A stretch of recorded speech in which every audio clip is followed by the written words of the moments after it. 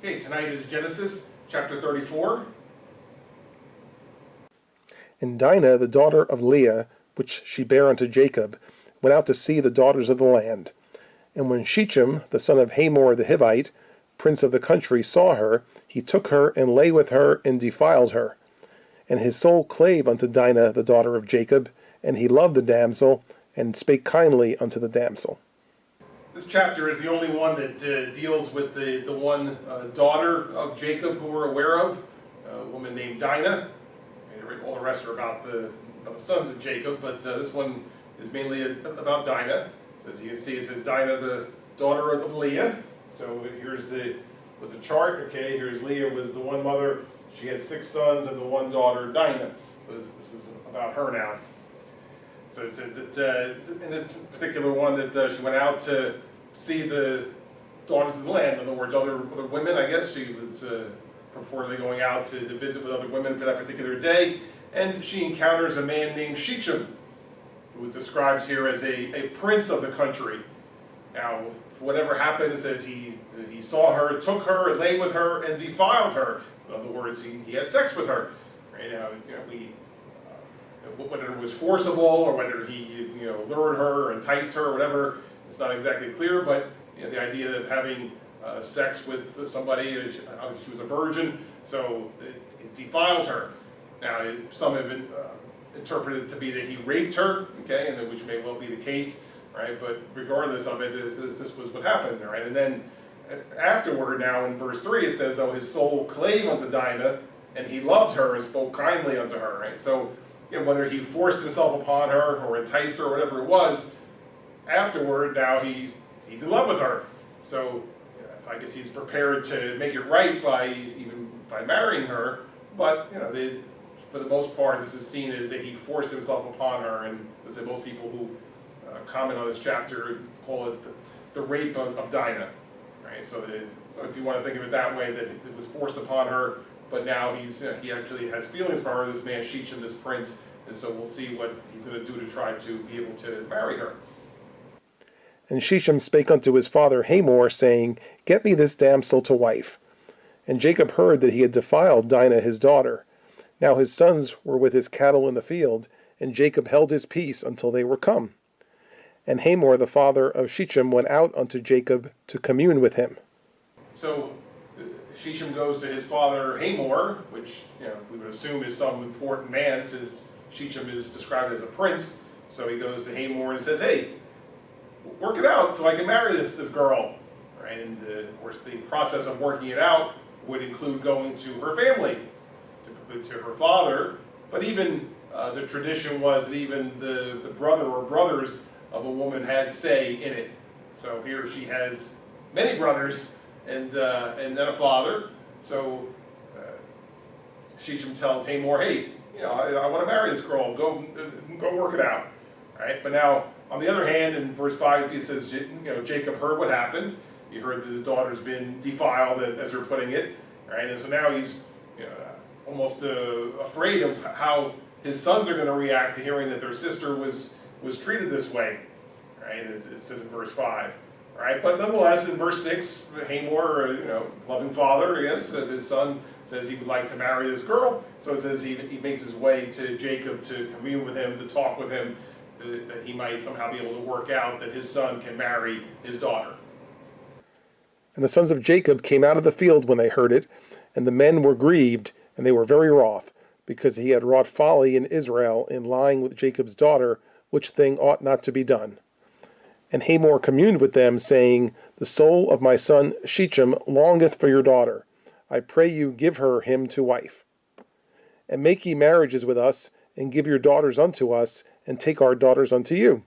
And ye shall dwell with us, and the land shall be before you. Dwell and trade ye therein, and get you possessions therein.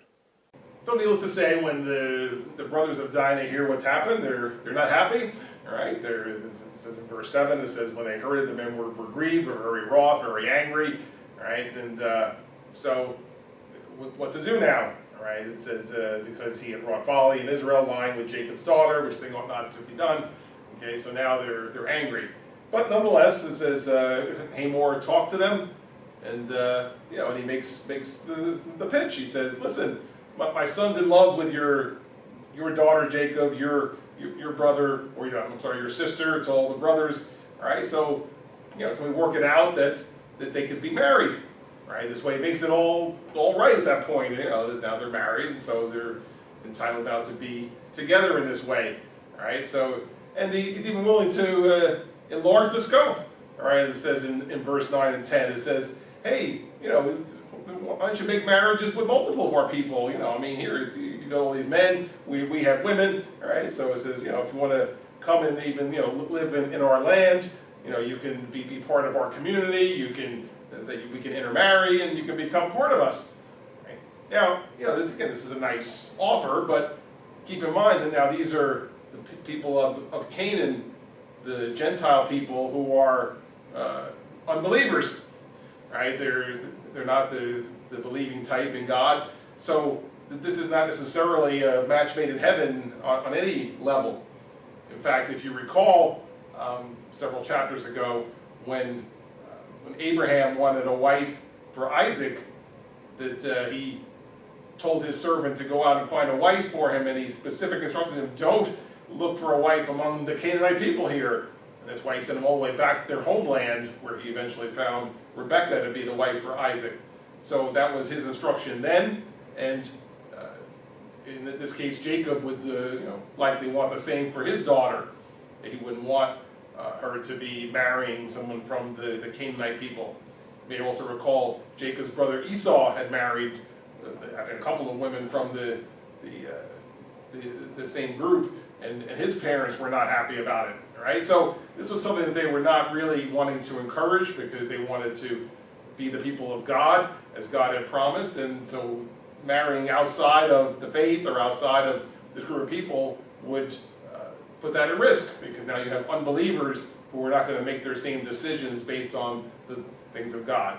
And in fact, much later on when the law of Moses was written, it was actually put in the law of Moses that Israelites should not marry outside of the house of Israel. Right? So this was not something to be taken lightly, and so although it was a nice offer from Hamor, it really went against what Jacob would have wanted for his daughter. And Shechem said unto her father and unto her brethren, let me find grace in your eyes, and what ye shall say unto me I will give. Ask me never so much dowry and gift, and I will give according as ye shall say unto me, but give me the damsel to wife. So now Shechem speaks up here. I guess he was at the meeting as well, and says, listen, he says, let me find grace in your eyes, which really is not a bad statement, all right? He's basically asking their forgiveness, right? Saying, yeah, okay, I know I shouldn't have done this, but forgive me, right? And so if you forgive me, we can make this right, right? In 12 it says, ask me for anything, all right? If you want money, if you want things, whatever it is, I can provide a nice dowry to you. Just agree that she can marry me, all right? So he's willing to do whatever it takes to try to make it right. So, on the whole, not that you condone the original act, but at least at this point he's trying to make amends, to say, okay, forgive me, I'm in love with your daughter or sister, I'd like to marry her, so if I can, give you things, money, so forth, let's do that, so this way we can kind of have a happy ending here. And the sons of Jacob answered Shechem and Hamor his father deceitfully, and said, because he had defiled Dinah their sister, and they said unto them, we cannot do this thing, to give our sister to one that is uncircumcised, for that were a reproach unto us. But in this will we consent unto you, if ye will be as we be, that every male of you be circumcised, then will we give our daughters unto you, and we will take your daughters to us, and we will dwell with you, and we will become one people. But if ye will not hearken unto us to be circumcised, then will we take our daughter, and we will be gone. So the sons of Jacob, Dinah's brothers, they come up with a proposal, right? And but it should be pointed out here in verse 13, it says they're answering deceitfully, right? Which means even as they're making this proposal, they really have no intention to going along with this, right? They really have no intention to allowing their sister to marry somebody of this group of people, and somebody who raped her, right? So they really have no intention of going ahead with this. But here's the proposal that they're making. All right, as you see, it says 14 says we can't do this to give our sister to someone who's uncircumcised. Right? Because all the people from Abraham on down have been circumcised, all the men. So you're uncircumcised. That means considered like unclean. Right? So no, we can't agree to this for somebody who's uncircumcised. So here's our offer. All right, if you agree to be circumcised, and all the men in your city agree to it. It's quite a request. If you all can agree to be circumcised, all the men, says that then we'll go ahead and do what you're asking. This is in 16. We'll give our daughters to you. We'll take your daughters to us. We'll live with you. We'll become one people. All right, and so we'll join in with you if you can agree to be circumcised as we are. All right, but 17 says, but if you don't agree, then we're going to take Dinah and be gone. All right, so that's their offer. Basically, take it or leave it. Right? And never mind all the dowry and the gifts and the money or whatever. You and all the rest of the men be circumcised, and then we're good to go. Otherwise, we're going to take her and leave. And their words pleased Hamor and Shechem, Hamor's son. And the young man deferred not to do the thing, because he had delight in Jacob's daughter, and he was more honorable than all the house of his father. Okay, so Hamor and Shechem, they hear this, and why not? Okay, I mean, you're not asking for anything that's that unreasonable. In fact, really, they'll get off cheap, perhaps. All right, because they don't have to give lots of money or stuff. All right, so it says their words pleased them. It says the young man deferred not to do this thing. All right, so he had no problem with it because he had delight in Jacob's daughter. He was in love with her. All right, and since he was more honorable in all the house of his father, which meant that he was willing to make this agreement and go along with it and do whatever it took to win the rights to marry this girl. All right, so again, you tend to try to work up some sympathy for Shechem in this particular chapter. Right, it starts out with him being a rapist, right, or at least he's forced himself on the girl or defiled her whatever way, right. But now he's trying to make it right. He wants to marry her. He says, I'll give you whatever it takes. They say, okay, we want you all to be circumcised. No problem, all right? If that's what you want, we'll do it because that's how much I really want to marry this girl. And Hamor and Shechem his son came unto the gate of their city and communed with the men of their city, saying, These men are peaceable with us. Therefore let them dwell in the land and trade therein. For the land, behold, it is large enough for them. Let us take their daughters to us for wives, and let us give them our daughters. Only herein will the men consent unto us for to dwell with us, to be one people, if every male among us be circumcised, as they are circumcised.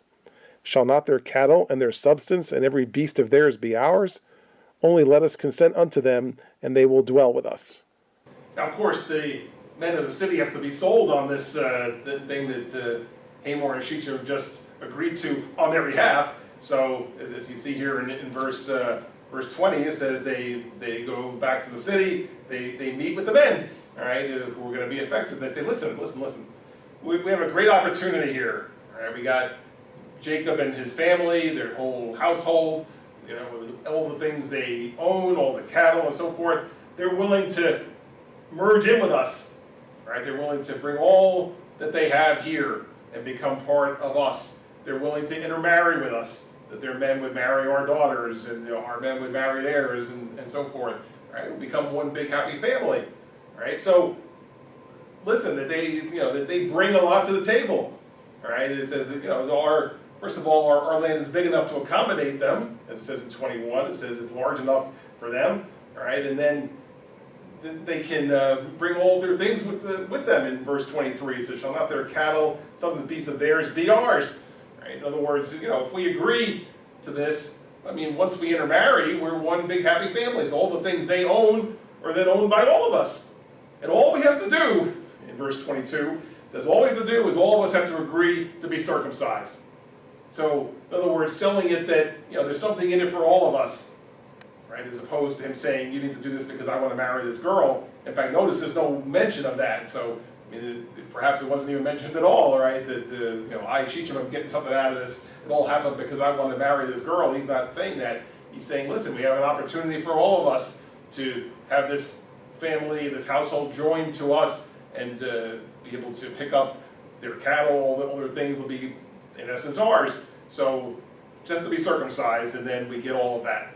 It's a good salesman, right? Saying, there's something in it for all of us, so let's go ahead and agree so we can move forward with this agreement. And unto Hamor and unto Shechem his son hearkened all that went out of the gate of his city. And every male was circumcised, all that went out of the gate of his city. And it came to pass on the third day, when they were sore, that two of the sons of Jacob, Simeon and Levi, Dinah's brethren, took each man his sword, and came upon the city boldly, and slew all the males. And they slew Hamor and Shechem his son with the edge of the sword, and took Dinah out of Shechem's house, and went out. Okay, so verse 24, the men agree, all right? They sold them. It's okay, fine. So so that every male was circumcised, right? Now, based on what it says in the next verse, it would appear that the process was, this is kind of like almost like minor surgery, right? You're having a piece of skin cut off, right? So, I don't know if it's the opportunity for infection or whatever, right? But it's not something, you think of it as just, snip and it's gone and let's move on. I mean, it was, there was some pain involved and some recovery involved. And so now in verse 25, it says, it came to pass on the third day when they were sore, all right? Because they were sore from having done this. All the men had done the same day. So whatever the recovery period was, whatever the typical symptoms were, right? They were all kind of suffering at the same time on the third day. So taking advantage of them being not at full strength, all right? Here's the part that's really kind of underhanded after all these agreements were made. All right, it says Simeon and Levi, Dinah's brethren, came in, took each man his sword, and slew all the males. All right, that they came into the city and killed all these men, including Hamor, Shechem, all of them. All right, so they did this to obviously avenge their sister. All right, and so they had made this agreement: if you all agree to be circumcised, then we can move forward. So they went ahead with it, but now they were, they said, not in a position to defend themselves as well. So they went in and killed them all. Right, and it was Simeon and Levi were the ones involved. Right, as you can see here, under the children of Leah, right, it's the oldest Reuben, but then the next two are Simeon and Levi, who were the full brothers to Dinah. All right, so they're, right. I mean, of course, she's a sister to all of them, but really only a half sister to some. But in this case, these were her full brothers, the same mother and father. So it says they came in to avenge their sister, killed all the men, and then they took Dinah out of the Shechem's house and took her out of the city. So, like I said, you think of maybe what was going on with her. I mean, she was still staying at the house. So, I mean, it's nothing to say that she was, had been kidnapped or was being held against her will. I mean, you would assume she was probably okay with marrying this guy.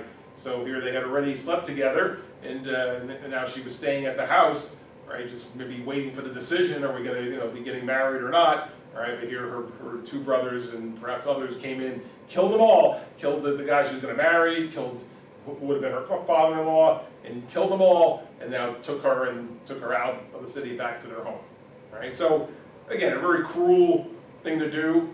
Not something that obviously it would be inspired by God, right? But this was their justification that they, he did this to our sister, so we are doing this for her. We're avenging our sister by killing all these men. The sons of Jacob came upon the slain and spoiled the city because they had defiled their sister. They took their sheep and their oxen and their asses and that which was in the city and that which was in the field, and all their wealth and all their little ones and their wives took they captive, and spoiled even all that was in the house. Now in 27 we see the follow-up to this murder or this killing, right? That says now the rest of the sons of Jacob appeared to have joined them. It says the sons of Jacob came upon the slain and spoiled the city because they had defiled their sister. Right? So of course, spoiled means they took things. Right? The people who were killed, right now, their whatever, their belongings, their stuff, maybe cattle, livestock, whatever they could take, they took with them. Right? They came and they took it all. So in fact, it says in 28 they took their sheep, oxen, and so forth. All right, so they took it all. 29 and all their wealth, and even the women and children, all right? So, really this was this was a bad thing, all right? They came in and did this to the city, killed all the men, took the women and children, took all the things. So I guess whatever they could take, they took. They didn't kill the women and children, they only killed the men, right? But this was really, a bad thing, right? This was a bad thing that they came in and attacked the city themselves, but they justified it because they felt they were avenging their sister who had been defiled. So here, over one act by one man, all right, this whole city winds up being affected. And perhaps a small irony in this is that all the men of that city had agreed to be circumcised, and maybe out of a little bit of greed, thinking, we're going to get all this stuff that Jacob's family owns, and instead, because they were circumcised, they were weakened and killed, and the family of Jacob wound up getting all of their stuff instead. All right, but so when you read this is not something to be proud of. What they did. It was a bloodthirsty thing. It was a terrible thing that killed all these people. I mean, yes, it was wrong what the original guy did. Right? I mean, he appeared to have wanted to make it right, though, but they wanted to avenge their sister, and so they went ahead and did this act, right? Terrible as it was. And Jacob said to Simeon and Levi, Ye have troubled me to make me to stink among the inhabitants of the land, among the Canaanites and the Perizzites. And I, being few in number, they shall gather themselves together against me and slay me, and I shall be destroyed, I and my house. And they said, Should he deal with our sister as with a harlot? And in the end of this chapter, as you might expect, when Jacob here's what happens, like, what have you done? All right, in 30, he says to Simeon and Levi, you have troubled me to make me stink among the inhabitants of the land. In other words, you're my sons and you did this, and so everybody's going to know my family did this. Okay, my family went and killed all these men. And again, regardless of the reason, regardless if you felt justified, this is what people are going to think of me now, that I have a household of bloodthirsty sons ready to go out and kill people. Right? So that's why it says, you've troubled me, or you maybe stink among the inhabitants of the land. I mean, we're not that large in number here, so I mean, what if they want to get together and come and attack us now and wipe us out? So you put us at risk now, right? Somebody can want to avenge them when they hear what's happened, and it's not like we have an army here. I mean, we're a family, with some servants, right? But we're not a big army. If they will come and attack us, we're going to be killed, all right? So it says, I shall be destroyed, I and my house. Now, in saying that, of course, Jacob is angry with them and trying to give them a common sense explanation for why this was not a good thing to do, although, as a believer in God, he knew what the promise of God was to Abraham, to Isaac, and to him, that their descendants would be blessed and numberless and so forth. So he knows that they're not going to be wiped out, all right? He knows God's going to protect them, but still, that's not a reason to go recklessly kill other people and put them all at risk this way. So, maybe you put us in a position where the men might want to come and try to kill us, all right? So again, it was just not a good thing to do. All right, but in 31, it closes the chapter with their response. It says, should he deal with our sister as with a harlot? In other words, this was their feeling, that they felt justified in doing this, that they felt that it was appropriate to avenge their sister rather than have her be treated as a harlot or prostitute. All right, so this chapter, as I said, it's an odd episode, and you think of the house of Israel, you think of the patriarchs of Israel, and how today all the tribes come from all the individual sons is listed here, but in some ways they were not nice guys. All right, here they got angry. Their sister had been defiled, that they wanted to avenge her, and so they even made this agreement to put the men in a weakened position, and then took advantage by going and killing them all. All right, so they avenged their sister, but it was not something to be proud of, and it kind of tainted their reputation among the people round about at that time.